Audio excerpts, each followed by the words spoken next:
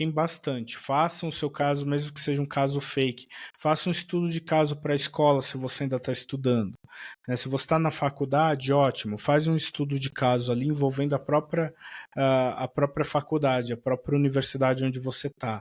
Né? Claro, você precisa de autorização das pessoas que você vai buscar. Né? Por quê?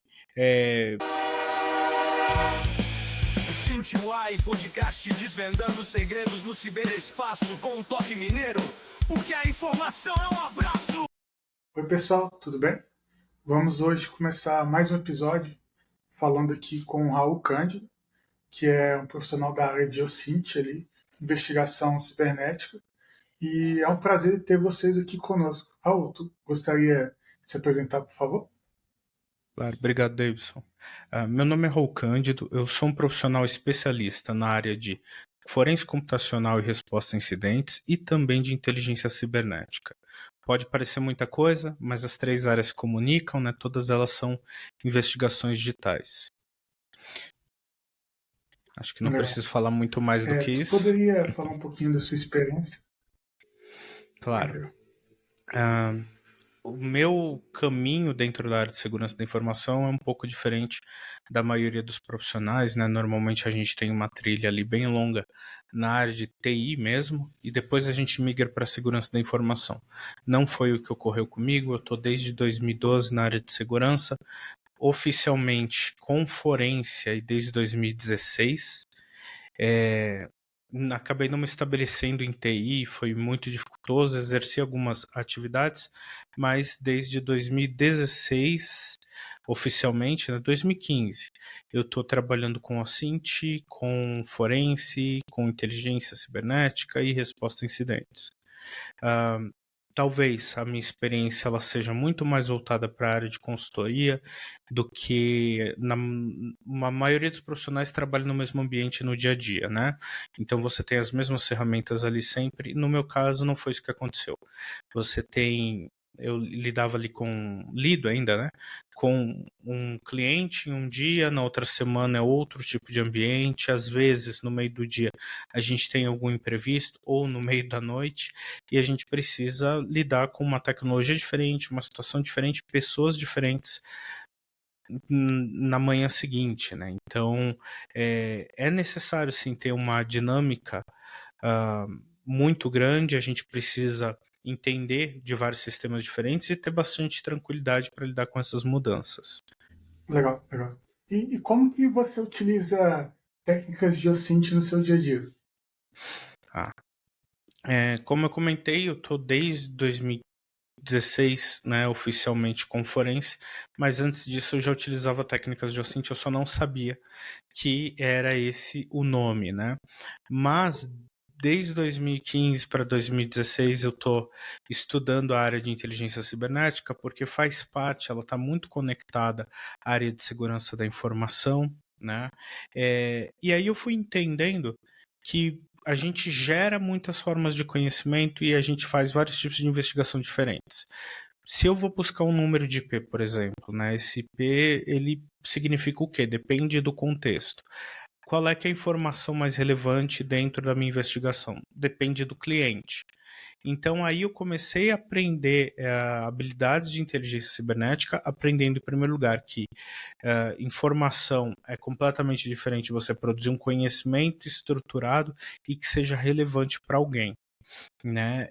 Então, no trabalho, eu precisei utilizar o SINT para investigações forenses, para investigações digitais, por exemplo, voltadas para auditoria, para background checking.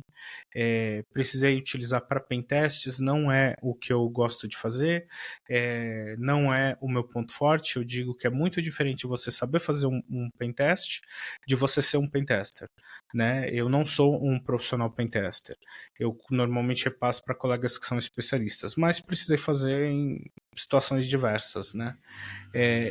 E nessas situações, a gente sempre acaba com algum leque, algum vão de informações. Por exemplo, tá? Você tem ali uma investigação onde você recebe um aparelho, o cliente te conta uma determinada história, só que aquela informação não faz muito sentido. Você sente que tem alguma coisa ali faltando.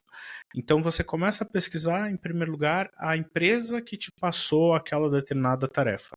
E você começa a entender que eles têm um ramo de trabalho um pouco mais diversificado do que eles passaram, tem uma sede a mais, tem profissionais que trabalhavam dentro da empresa e às vezes eles não comunicaram.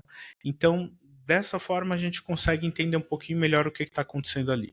Porque nem sempre o cliente sabe de fato o que você precisa para poder trabalhar. Então, ele te passa as informações conforme ele julga que você precisou, né? É, essa é a forma mais recorrente de utilizar o Cint no caso do meu trabalho, né? É para produção de relatórios oficiais de OSINT, no caso background check, due diligence e investigações de inteligência cibernética, mas eu utilizo o OSINT, eu acho que de uma forma quase automatizada no meu dia a dia. Quando eu vou pesquisar algum tipo de concurso acadêmico, quando eu vou buscar algum tipo de ferramenta nova, quando eu quero conversar com algum tipo de profissional de uma área muito específica, eu acabo utilizando a Cint. Um contexto de quando tu vai buscar um profissional específico, como que tu faz, por preparação ali do ambiente, a abordagem, até mesmo como que tu faz cataloga ali as informações. Tá. Não é uma coisa assim tão planejada, né? Normalmente, quando a gente vai fazer uma OSINT para o mercado corporativo, a gente tem sim uma listagem de fontes que a gente vai buscar, um escopo muito claro, mas vou dar um exemplo. Uma das minhas áreas de atuação é a linguística forense. A linguística forense, ela não lida só com um tipo de documento, só com um tipo de publicação, ela lida com textos em geral. E a própria linguagem, ela não fica presa no contexto do texto, né? Então, de vez em quando surgem alguns especialistas publicando alguma coisa em um seminário, em um congresso internacional, a respeito de uma forma nova de processar um determinado tipo de informação. Vou dar um exemplo. Eu acabei esbarrando em linguagem de linguística de corpos, né, há alguns 3 anos atrás, que seria o estudo de um conjunto de textos de um determinado idioma ou de um determinado grupo de pessoas.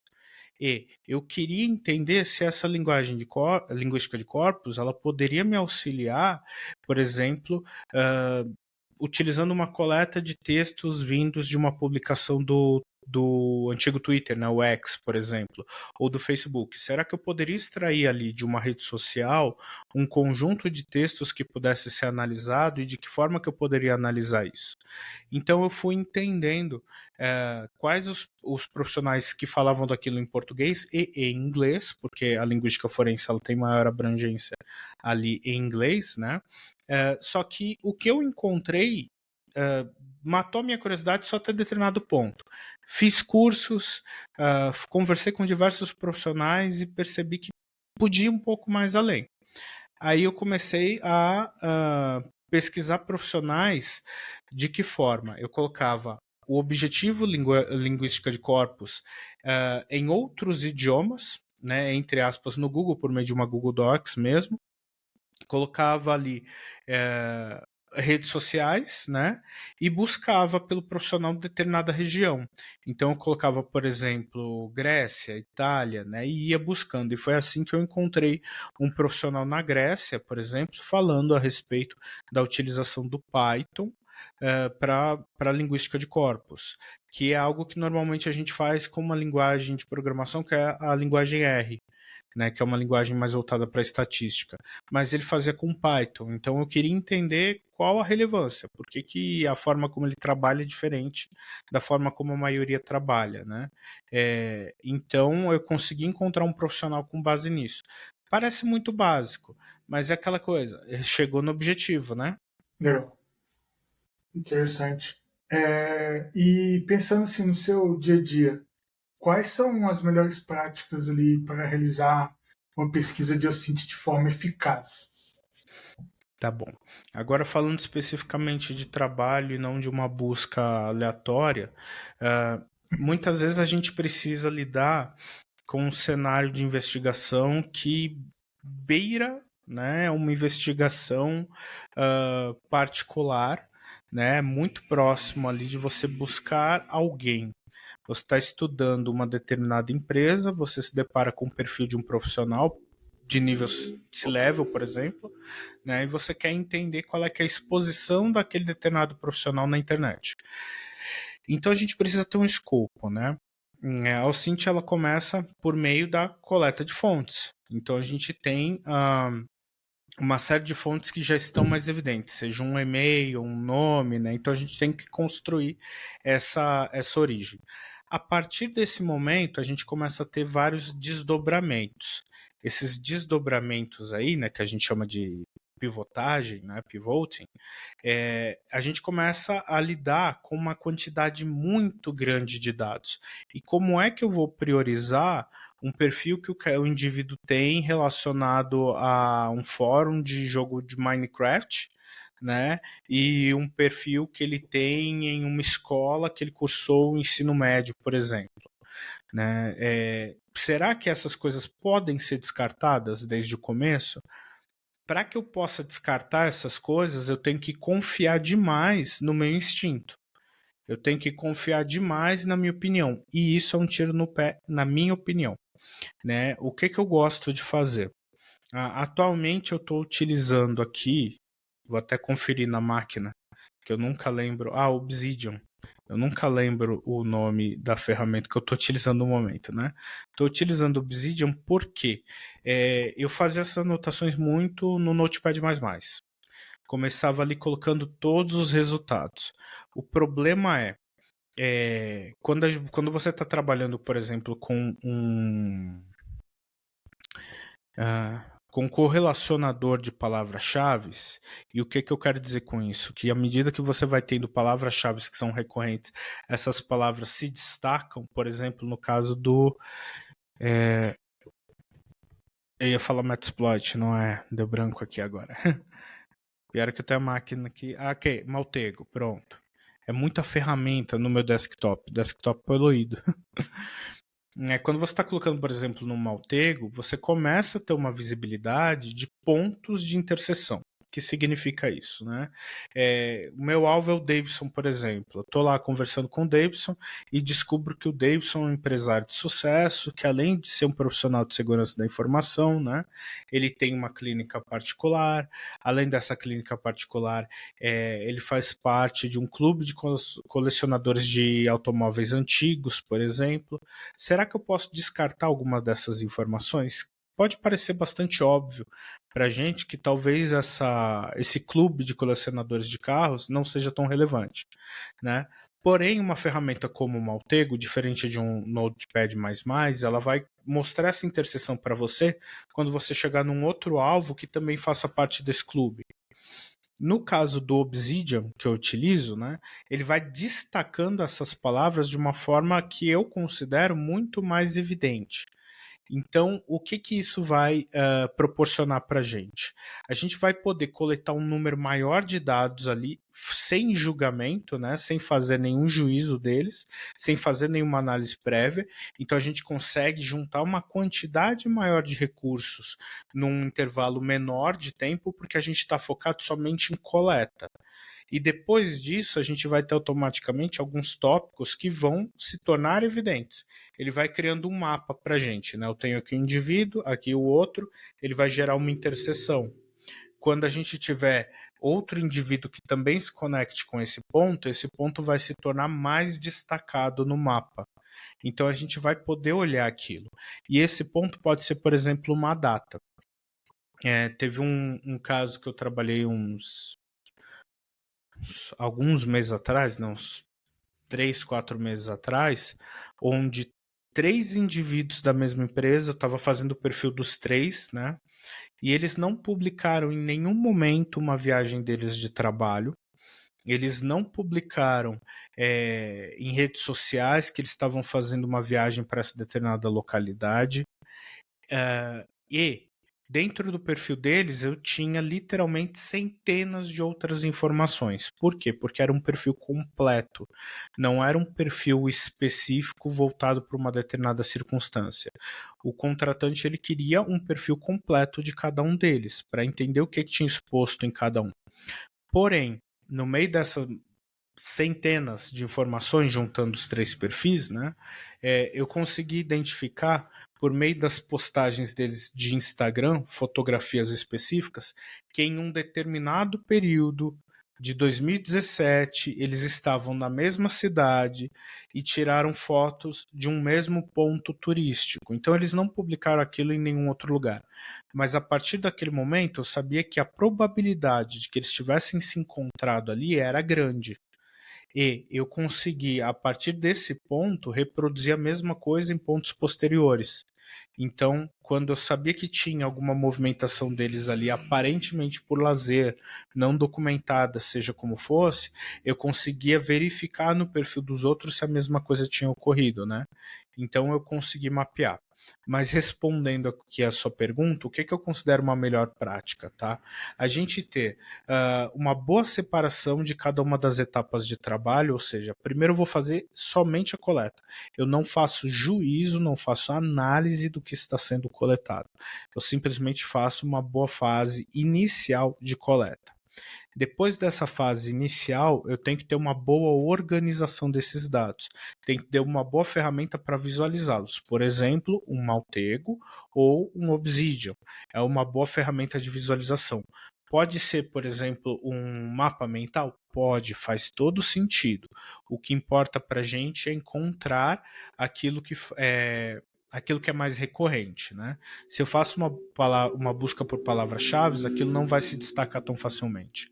Porém, se eu estou organizando bem, a chance de que eu visualize melhor aquele dado é maior. Estou me alongando demais, mas é isso.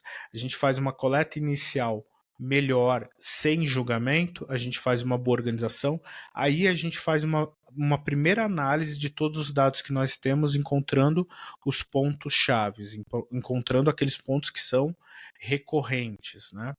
E a gente começa a organizá-los novamente. De que forma?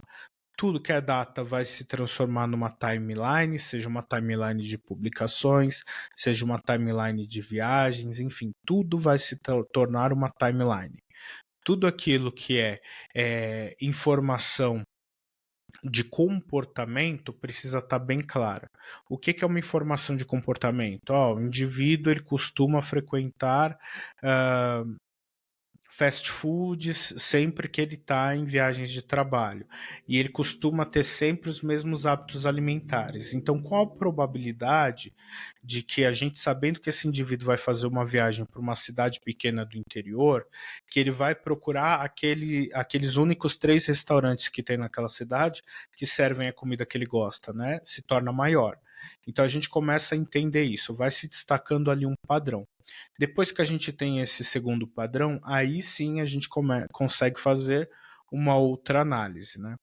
Claro, talvez não tenha ficado evidente porque eu não mencionei em nenhum ponto, mas todas essas informações que foram validadas, antes da gente fazer qualquer tipo de análise nelas, a gente precisa fazer uma validação.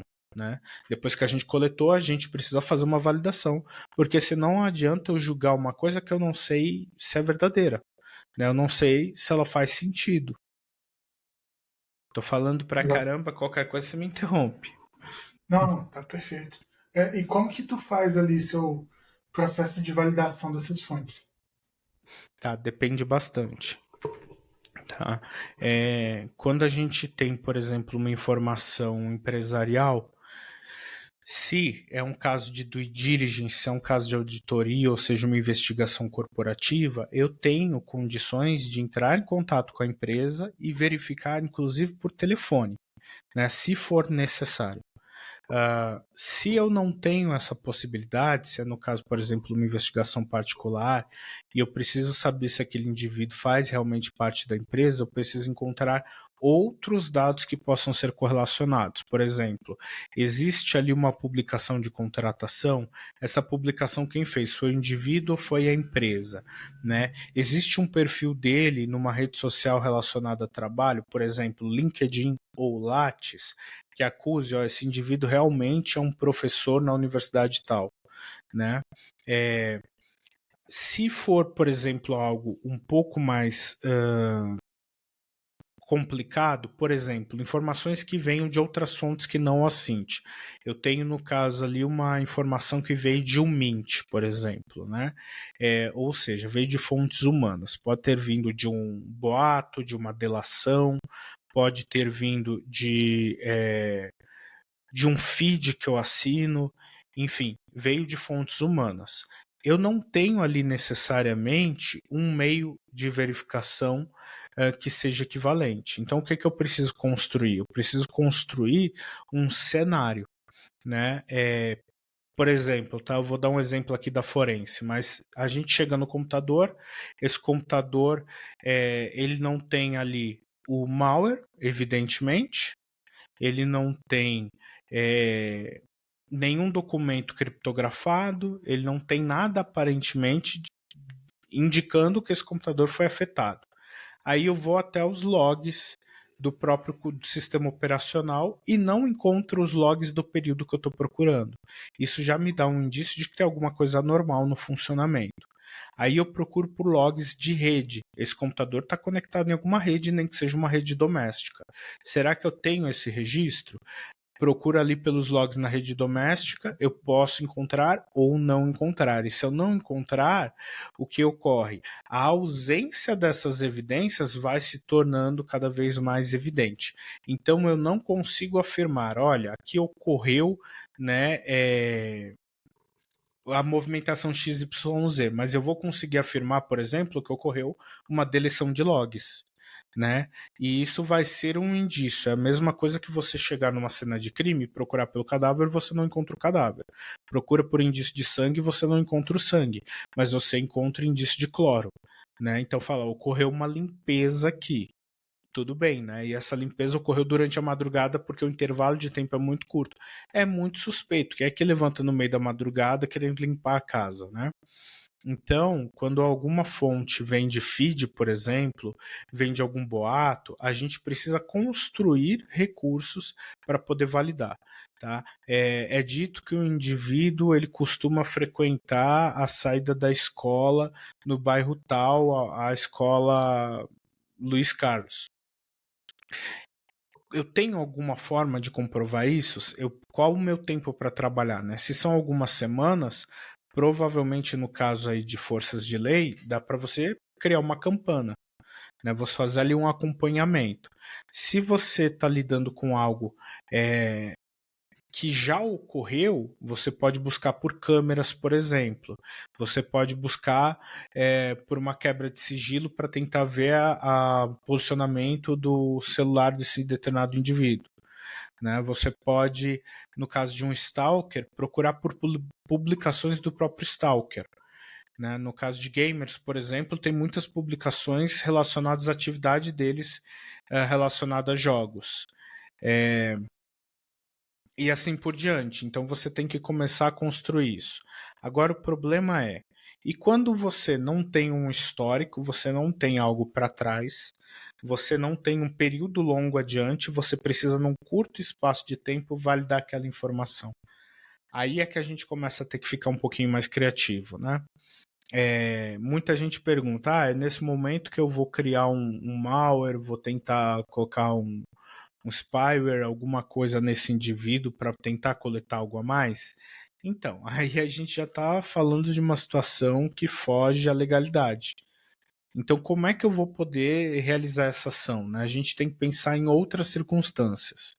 Eu preciso criar, por exemplo, uma geofencing em torno da escola para poder entender a movimentação desse determinado indivíduo, né, próximo da escola? Faz sentido para mim. Né? É uma possibilidade, mas ela não pode ser a única. O ideal é que a gente tenha o plano A, plano B, plano C e assim por diante, né? Não sei se ficou claro. Sim, certeza. Tem algum caso assim que te chamou mais atenção na sua experiência até hoje? Sinceramente, eu acho que os casos que me chamaram mais atenção são aqueles casos de falsa identidade. São aqueles casos onde você tem um perfil do indivíduo que você está buscando e ele é, por exemplo, tá, o hacker ou o cybercriminoso ou o ator de ameaça chamado José da Silva. E o José da Silva tem um nick muito conhecido que é Zero Code, né? Um nick bem conhecido.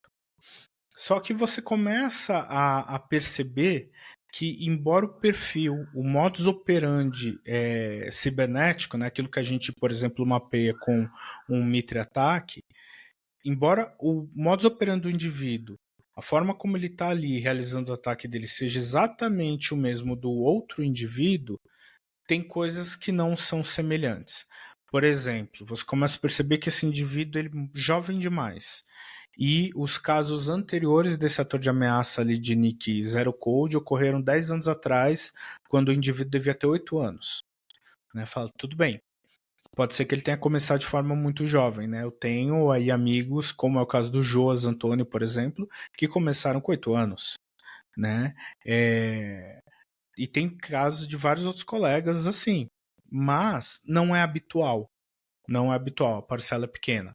Né? Então a gente vai olhar de novo para aquele perfil antigo e a gente começa a entender que em algum momento ele utilizou de linguagem. Aí a gente começa a sair do Assint para a linguística forense, por exemplo. Né? Então aquele indivíduo está lá utilizando uma determinada linguagem. Será que eu consigo datar, perfilar ali a fala dele para pressupor uma idade? Se eu percebo que 10 anos atrás essa fala dele já indicava que era uma pessoa de seus 20, 30 anos, como é que eu posso ter agora um outro indivíduo de 20 anos e ser o mesmo, né? Tem alguma coisa que está diferente. Aí o que eu preciso? Preciso do perfil daquele primeiro indivíduo, o perfil do atual, para saber se não é o quê? O copycat, né? Se não é o imitador. E sim, existem imitadores mesmo no mundo da cibernética, né? Não são só os serial killers que têm seus imitadores, né? Muita gente gosta de levar crédito pelo trabalho do outro, é isso. Legal, legal. E como que é o processo ali para investigar e analisar o processo de linguagem na linguística forense? Tá. É um pouquinho mais complexo, depende de onde está essa linguagem, né? A gente fala muito da análise da fala. A fala ocorre por um registro de voz, né? Mas e se eu não tenho a voz do indivíduo? Se foi um vídeo de ameaça gravado, se foi um vídeo de manifesto, por exemplo, né? Eu tenho ali um registro anterior. Se eu já tenho um registro porque esse indivíduo se manifestou em vídeo em algum momento, eu vou ter uma amostragem da voz dele, mas em que meio que foi registrado? Né? Você, quando faz essa gravação com um gravador, por exemplo, você tem um tipo de registro. Quando você manda a voz via WhatsApp, vai ocorrer o que a gente chama de um achatamento das espículas. O que ocorre? Quando você está vendo ali uma imagem, né, uma representação do som, a gente vê o som como ondas, né? Ele tem as partes mais altas, as partes mais baixas. Esses pontos a gente chama de espículas. E o que ocorre? Quando a gente manda o áudio pelo WhatsApp, ocorre um achatamento, porque para a compreensão humana, né, a gente não precisa de toda essa extensão. Então, ocorre esse achatamento, o ser humano vai conseguir ouvir aquilo da mesma forma, mas a gravação ela está alterada, né? Então, isso já pode comprometer. Tem outras questões, o indivíduo pode estar alcoolizado, drogado, ele pode estar com a voz afetada por alguma questão orgânica, né, morfológica, que modificou, sei lá, estava gripado, né, e assim por diante. Se eu tenho vários registros, eu posso comparar a partir de várias origens. Se eu não tenho, aí eu vou ter que ir por indícios mais evidentes, né? Mas digamos que a gente não tenha o áudio, que a gente tenha textual. Qual a origem desse texto, né? Esse texto pode ser vindo de uma publicação no Facebook, por exemplo? Sim, essa é uma forma. Pode vir de um fórum na Darknet? Sim, também é uma forma. Um grupo no Telegram, por exemplo. Ou então pode ser um SMS, uma sequência de mensagens no WhatsApp. Existem vários veículos ali. Ou então esse texto pode vir de uma carta manuscrita, né? A gente já teria várias questões aí no meio do caminho. Se você está trabalhando direto no papel, então você poderia fazer uma análise ali grafológica em cima desse texto. Porém, se esse texto é ou não daquele indivíduo, isso é só uma parte da história. Você tem que validar o documento primeiro. Então a gente tem uma documentoscopia em relação àquilo. Ah, Raul, foi uma carta, eu já vi isso, tá bem lá, bem ali em 2016, inclusive, começo de 2016, tava atuando num caso e tinha uma carta de ameaça, olha que coisa doida, hacker mandando carta de ameaça, era isso, tá? Essa carta de ameaça, ela tinha sido digitalizada e ele tinha usado o quê? Recorte de papel. Então ele foi, fez o documento físico ali com recorte de papel e depois ele digitalizou. Né? Então a gente tem uma outra questão, né? Como é que eu valido a existência daquele documento, para não dizer que ele foi um Photoshop, por exemplo? A gente tem a documentoscopia digital. Então, qual é que é o meu ponto? A origem do texto, a origem ali do registro de linguagem, ele tem que ser validado. Então, no caso do OSINT, por exemplo, tudo que a gente vê ali a gente sabe que é real, mas a gente precisa preservar aquilo de uma forma que é a metodologia da forense, por exemplo. A gente precisa preservar aquilo para que aquilo possa ser apresentado. Fala, mas o meu cliente não quer levar para o fórum. Tudo bem, mas você tem que ter uma forma de demonstrar para o seu cliente que você não criou aquilo, simplesmente, né? Você tem que ter uma forma de validação. O cliente poder verificar por si próprio que aquilo é real, né? Voltando. Se for textual, aí depois que a gente elabora essa mídia, tem que saber quanto texto eu tenho. Pode ser que seja uma amostragem de um parágrafo, como eu mencionei, pode ser um tweet, né? Então você tem ali 140 caracteres. Sim, dá para a gente explorar esse tipo de circunstância. Eu estou até aqui com um livro da Sheila Carroll. Eu vou até indicar para vocês. Aqui, Pegos pela língua, 50 casos resolvidos pela linguística forense. Esse aqui é o livro da Sheila Carroll. E ela vai explorar aqui diversos casos resolvidos pela linguística forense. Como ela fala, né, mais de 50 casos. E sim, tem pelo menos um, tá? Mas se não me engano, mais de um ali relacionados a esses 140 caracteres. Tudo bem, eu tenho esses 140 caracteres. Como eu posso compará-los com o texto do Davidson, por exemplo? Será que basta ter mais 140 caracteres do Davidson? Não. Isso não é tão simples. A gente precisa ter um corpus textual do Davidson que seja totalmente confiável. Por quê? Porque nesses 140 caracteres onde você publicou alguma coisa, naquele determinado momento você pode estar simulando uma linguagem que não é a sua. Você pode estar se comportando de uma forma que não é a sua. Né? Se a gente só tiver dois pedacinhos de texto para serem comparados, fica muito difícil afirmar aquilo com segurança. Então, normalmente a gente vai atrás de uma quantidade de texto que seja um bom parâmetro personalizado, né? Aquilo que a gente chama de corpus. Então a gente tem essas duas amostragens textuais ali para serem comparadas. Da mesma forma, a voz é a mesma questão.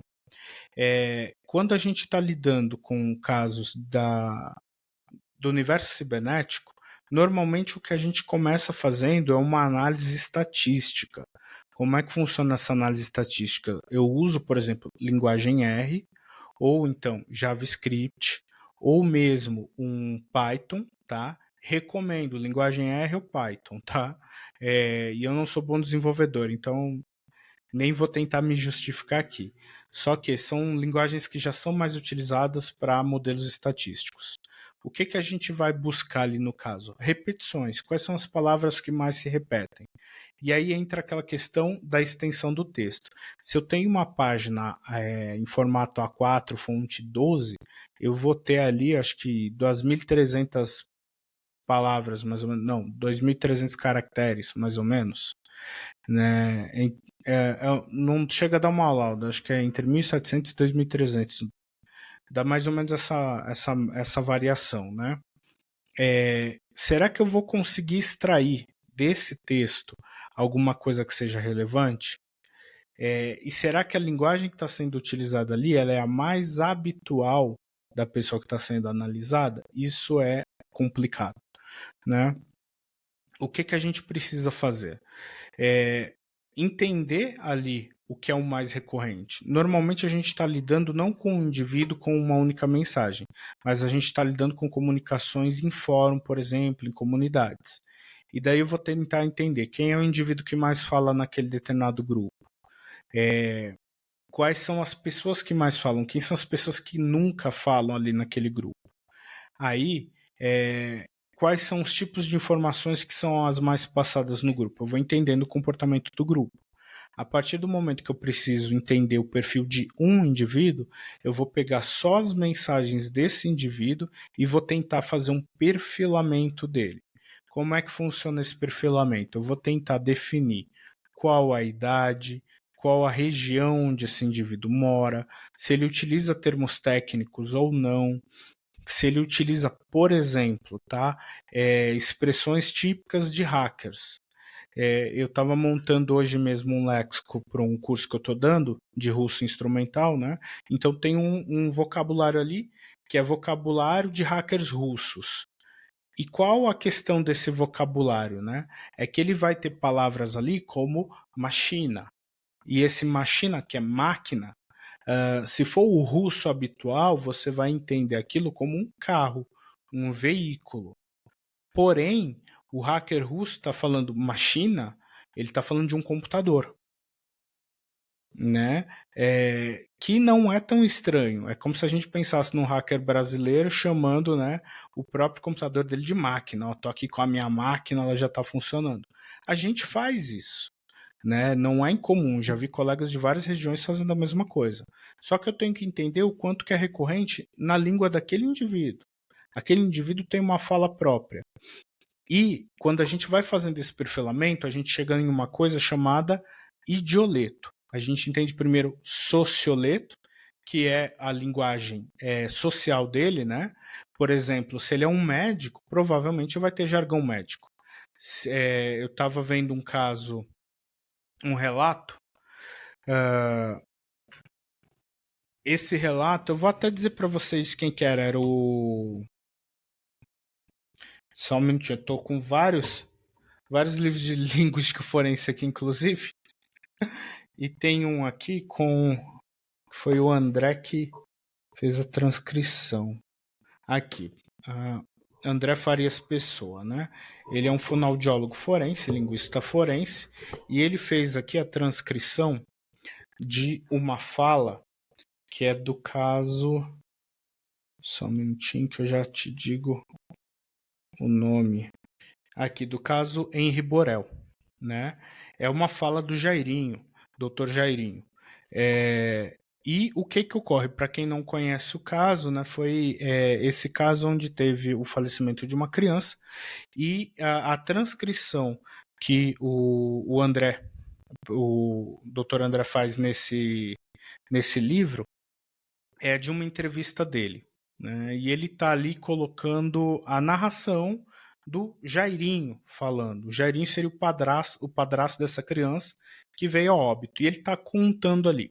Em determinado momento, ele fala a respeito de uma outra pessoa e ele fala como essa pessoa se expressou na hora. Ela falou, olha, ele estava lá, ele está passando mal, ele está com as extremidades frias, né, e tudo mais.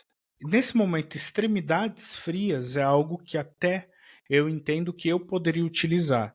Só que é algo mais habitual para um médico dizer do que para uma mãe. Uma mãe vira Sim. ali e diz, ó, ele tá com as mãos frias, ele tá com os pés frios, ele tá todo geladinho, né? E isso chama a atenção da gente. Fala, pô, será que essa linguagem é uma linguagem que ele está interpretando? Ele está dizendo que foi isso que ela disse, né? Qual é que é o contexto? Quando a gente está analisando um texto, por exemplo, de um cybercriminoso, existem repetições, existem padrões ali que a gente vai identificar. Então, esse Sim. indivíduo ele vai utilizar expressões que são mais comuns à idade dele, que são mais comuns ao background técnico dele, ao regionalismo dele. A gente pode achar que dois indivíduos, por exemplo, um hacker ucraniano e um hacker russo, vão utilizar mais ou menos as mesmas gírias, mas isso não é verdade. Mesmo dentro da Rússia, mesmo dentro da Ucrânia, você vai ter os regionalismos. Então é aí que a gente começa a fazer esse perfilamento, né? Sei, tô dando uma resposta muito longa, mas é porque o assunto é complexo. Não, legal, tranquilo. Fica tranquilo. É, eu sei que tu já falou um pouquinho de Maltego, do Obsidian, mas se tu fosse falar assim, as principais ferramentas de quem vai atuar com a Cint, fazer alguma busca, algum processo de análise, quais que você linkaria ali no seu dia a dia? É, assim, de verdade, né? Pode parecer um pouquinho desanimador, mas eu acho que o trabalho de Ocint, ele é muito artesanal mesmo. A gente acaba fazendo a maior parte das coisas na unha. A gente vai lá, busca o dado que a gente precisa e correlaciona. Porém, né, a gente tem duas ferramentas aí que são interessantes de mencionar.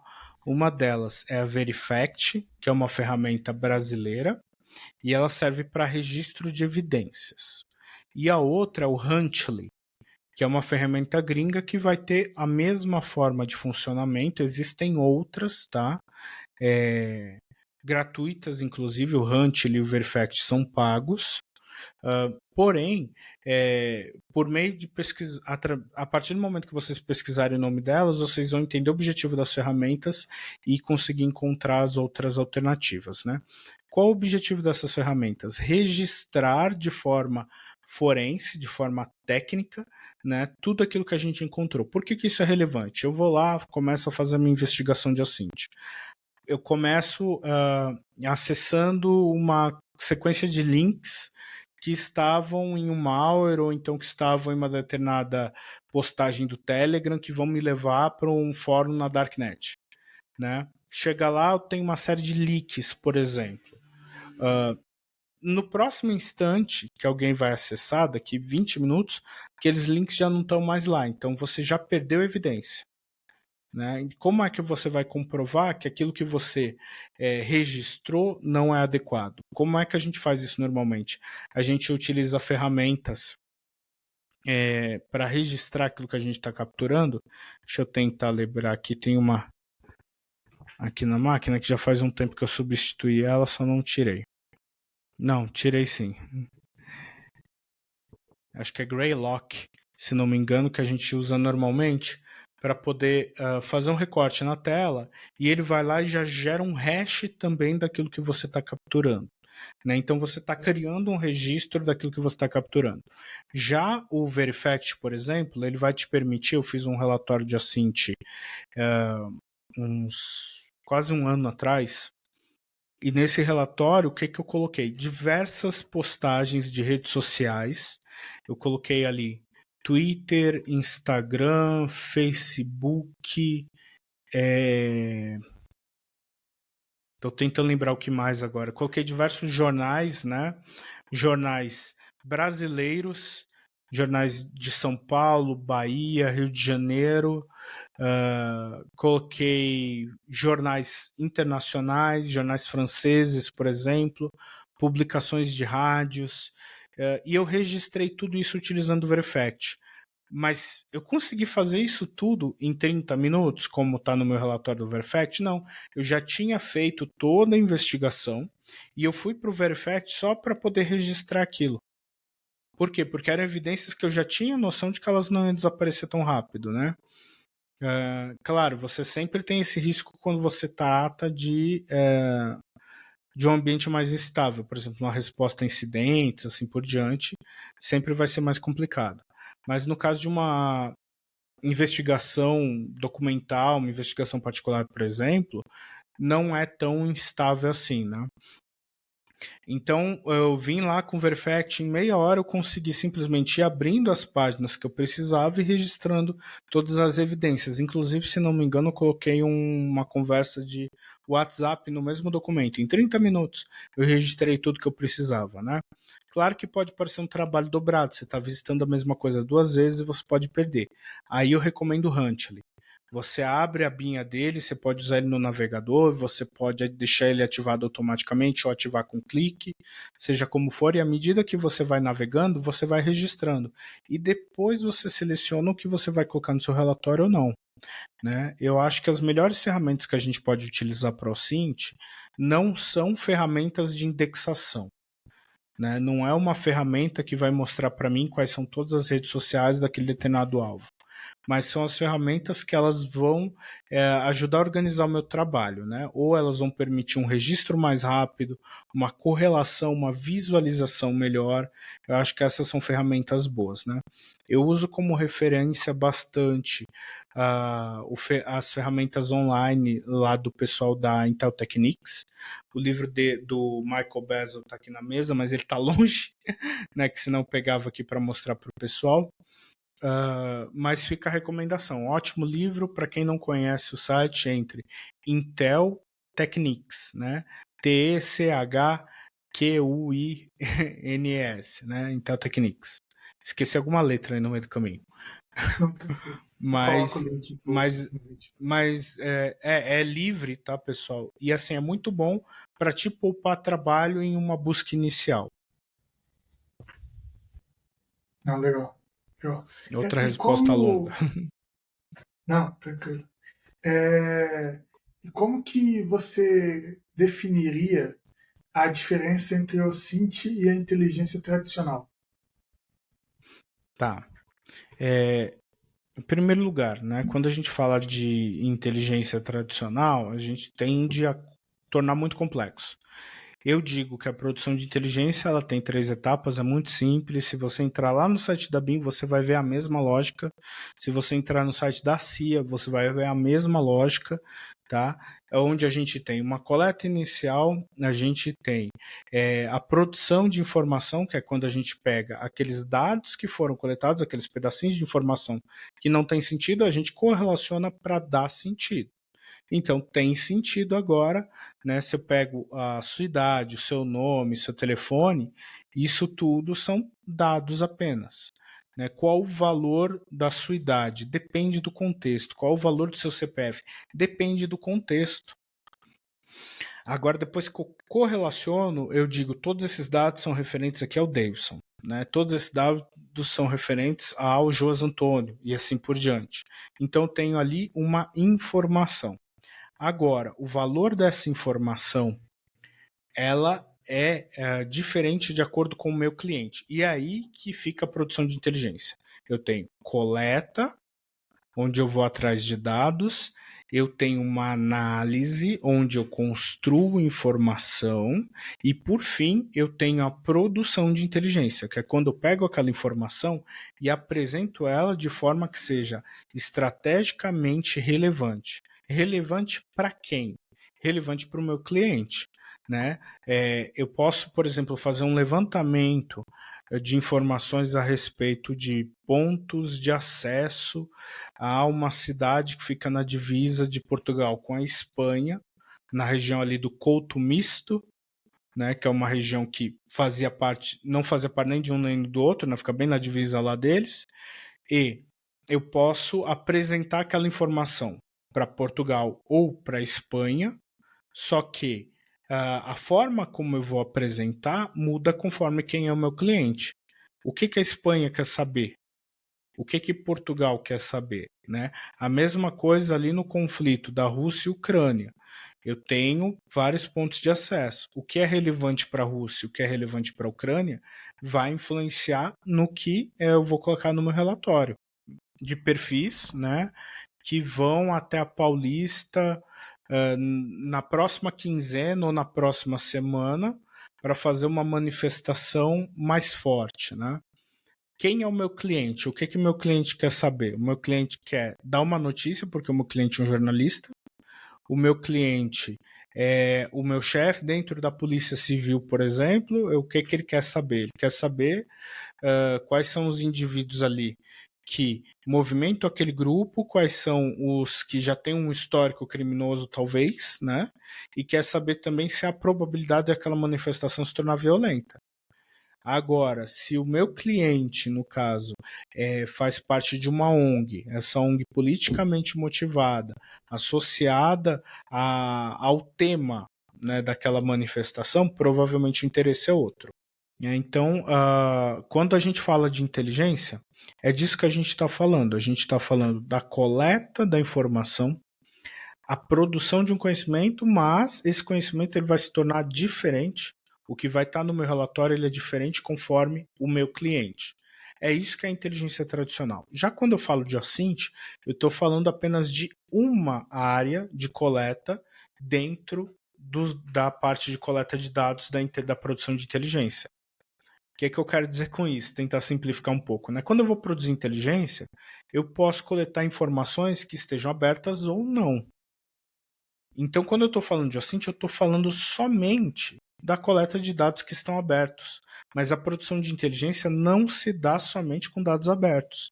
A gente tem sim dados que são fechados, que são exclusivos, privilegiados de alguma forma, né? Então a gente tem na produção de inteligência diversas fontes. Será que, se eu tenho um dado de origem humana, por exemplo, um dado de um MINT, ele se enquadra somente como dado de um MINT ou ele também pode ser um dado de OSINT? Né? As duas coisas podem ser verdadeiras. Será que eu posso ter um dado que ele está na Deep Web, mas ele é aberto? Posso. Será que esse dado também pode ser um dado de origem humana? Também. Né? Então, quando a gente fala de OSINT, muitas vezes a gente está pensando que OSINT abarca o mundo. Isso não é verdade, né? É uma linha imaginária que a gente colocou só para separar o que é fonte aberta. Sim. Mas estou falando muito. Não, tá ótimo.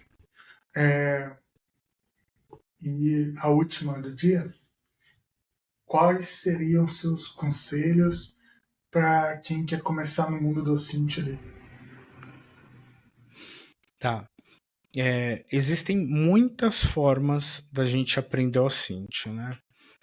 Quando você trabalha com segurança da informação, por exemplo, provavelmente o que você vai aprender como OSINT vai ser um footprint inicial, seja para um pen test, vai ser um levantamento das informações a respeito de um determinado site, de uma determinada organização, e você vai olhar primeiro para os dados que são digitais mais evidentes. Você quer IPs, você quer IOCs, indicadores de comprometimento que estejam evidentes. Mas você também pode aprender o OSINT, por exemplo, trabalhando com jornalismo investigativo. Então você vai começar normalmente com uma fonte humana, aí a validação dessa fonte, aí o levantamento de informações correlatas, vai ser um outro tipo de abordagem, né? Tem vários caminhos, a gente pode trabalhar o OSINT de diversas formas. Como eu hoje oriento as pessoas que eu mentoro e pessoas que me perguntam a respeito de como começar com a OSINT. Existem vários cursos online gratuitos. Eu publiquei um tempo atrás no Hacker Culture, um portal a respeito de segurança da informação do qual eu sou o principal redator, né? Eu fiz ali uma série de publicações, acho que umas 7 publicações a respeito de OSINT. 2 delas contêm treinamentos gratuitos, tá? A gente tem treinamentos em inglês e em português.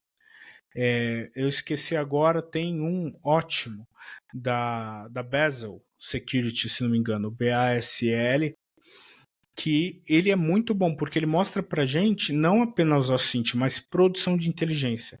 Mostra pra gente como é que é produzir informação que é relevante. E ele faz isso com um cenário realista. De quê? De tráfico internacional. Então ele dá para a gente um cenário político, descreve para a gente quais são os tipos de minérios, de recursos naturais que tem ali, como são as navegações marítimas naquela determinada região, quais são as leis que impactam essa navegação marítima. Então isso vai dando um contexto para a gente realista. Por quê? Porque se você muda de estado, você tem leis diferentes. E sim, isso pode ser bastante relevante no que você está buscando. Uma coisa que é crime em uma cidade pode não ser crime na outra, né? E isso é muito relevante. Então, minha recomendação qual é que é? Aprendam em primeiro lugar a utilizar Google Docs, né? Utilizar sistema de buscas. Depois disso, vocês podem ir para sites que correlacionam dados. O que é isso? Tá? Por exemplo, você tem uma ferramenta como Sherlock. É uma ferramenta que correlaciona. Você coloca ali um e-mail, por exemplo, um nick, e essas ferramentas vão trazer para vocês redes sociais associadas àquele determinado alvo, né? Por exemplo, um Shodan. Ele vai mostrar para a gente uma série de vulnerabilidades ou uma série de portas abertas em diversos tipos de ferramentas, sistemas de alvos, né? Essa é uma outra etapa. Como é que você pode transformar isso daí em inteligência de fato? Você vai precisar ter um alvo, você vai precisar ter um cliente, mesmo que seja fictício. Qual a minha recomendação? Existe um site chamado Trace Labs, é um projeto voluntário de busca por pessoas desaparecidas. Vocês precisam encontrar essas pessoas desaparecidas? Não necessariamente. Vocês podem utilizar os casos que são ali apresentados, tá? Outros profissionais que produzem o OSINT, normalmente a gente publica esses casos. Eu nem tanto, mas, por exemplo, tem uma profissional chamada Sofia Santos, que ela publica aí pelo menos uma vez a cada 15 dias, ela está publicando algum caso de estudo dela, e são casos muito interessantes, porque são casos de trabalho, são questões práticas, né? Existem também ferramentas, deu branco agora, eu acho que é o Cintbox, o nome da ferramenta, é uma espécie de CTF. Vocês podem também buscar essas informações que estão lá no CTF. Outra forma decida o seu alvo. Seu alvo é uma empresa XYZ, seu alvo é uma pessoa desaparecida 10 anos atrás, seu alvo é uma pessoa que te vendeu alguma coisa e sumiu, né, antes de entregar essa coisa. Defina ali um escopo. Quais são as informações que você precisa? Quais são os seus pontos de partida, né? Então você vai começar a anotar aquilo. Vai começar a entender como você pode correlacionar essas informações. Quaisquer dúvidas, lá no site da Intel Techniques, assim como o Cintgram, acabou agora, existiam alguns podcasts a respeito de OSINT, a gente tem a Brigada OSINT, enfim, esqueci, tem vários outros podcasts, o Dutch OSINT, né, DU, CTH, Dutch, né, Dutch OSINT. Existem alguns podcasts aí que vocês podem ouvir, mas o ideal é pratiquem. Tá? Pratiquem bastante. Façam o seu caso, mesmo que seja um caso fake. Façam um estudo de caso para a escola, se você ainda está estudando. Né? Se você está na faculdade, ótimo. Faz um estudo de caso ali envolvendo a própria faculdade, a própria universidade onde você está. Né? Claro, você precisa de autorização das pessoas que você vai buscar. Né? Por quê? Quando a gente está lidando com informações abertas, informações que são públicas, a gente tende a achar que tudo que a gente encontra é público ou deveria ser publicado de forma transparente porque alguém já publicou primeiro. E isso não é verdade, tá? Se você, por exemplo, recebe uma fake news e repassa essa fake news em outro grupo, você, dependendo do contexto, pode ser punido judicialmente por isso. Da mesma forma, se você recebe uma fotografia que foi divulgada de forma não autorizada e repassa, você pode sim ser julgado por isso. Existe um contexto, né? Então é necessário que a gente entenda que não é só porque está público que deveria ser. Existem questões éticas e alguém pode nos julgar por essas questões éticas. Então vamos pensar em primeiro lugar no ético, né? Legal, tá perfeito. Para a gente fechar aqui, comenta um pouquinho da sua atuação ali com a Lobo, o catálogo de serviços de vocês. Tudo bem. Para quem não conhece a Lobo, né, eu acho que o Davidson vai colocar depois à disposição um link para vocês aqui com Sim. certeza. A Lobo é minha empresa de inteligência, né? A Lobo Inteligência e Consultoria. Ela também é uma escola. Na verdade, no presente momento, a gente está atuando mais com treinamentos e com os relatórios de inteligência de OSINT, né? Qual é o forte da Lobo? Lidar com investigações corporativas e particulares. A gente produz trabalhos de due diligence, de background check, de perícia computacional, perícia forense, documentoscopia, fonoaudiologia forense, né, fonética forense também, né? Não sou eu que produzo tudo, né? Tem vários outros profissionais para poder entregar. E relatórios de inteligência também. Quais tipos de relatório de inteligência? Voltados para a inteligência cibernética principalmente, né, para atores de ameaça, relatórios de exposição, que a gente chama de REX, né? Esses relatórios de exposição, eles mostram tudo que a sua empresa tem exposta na internet e poderia ser utilizada por um atacante, né? E o papel da Lobo, nesse momento, o que é? É construir uma base forte que seja referência para outros profissionais também dentro da área de inteligência cibernética. Então, por isso, a gente está desenvolvendo treinamentos de OSINT voltados para jornalistas, treinamentos de idiomas também voltados para profissionais de inteligência. A gente lançou recentemente aí o treinamento de russo instrumental para analistas de inteligência cibernética, né? Então, um treinamento muito específico. Treinamentos de técnicas de GeoInt também, de introdução à perícia forense. Esse é um dos nossos objetivos, né? Ajudar a construir também profissionais mais ativos no mercado. E recentemente a gente lançou uma mentoria, ela não foi divulgada, justamente porque ela está na versão beta, né? Mas a gente lançou uma mentoria, inclusive o Davidson faz parte dessa mentoria, né, Davidson? Ali de forma esporádica. Mas está ali também dando 2 minutinhos da atenção dele sempre que ele pode para esses profissionais que estão em começo de carreira ou então em transição de carreira, né, e precisam se colocar no mercado de segurança da informação. Exatamente. Eu queria agradecer a participação de você, muito obrigado. Foi um prazer falar contigo, espero contar contigo em próximos episódios e queria agradecer também o pessoal que está acompanhando, vendo esse episódio e conto ali com feedback de vocês e também participação nos próximos. Muito obrigado, pessoal. Obrigado, pessoal.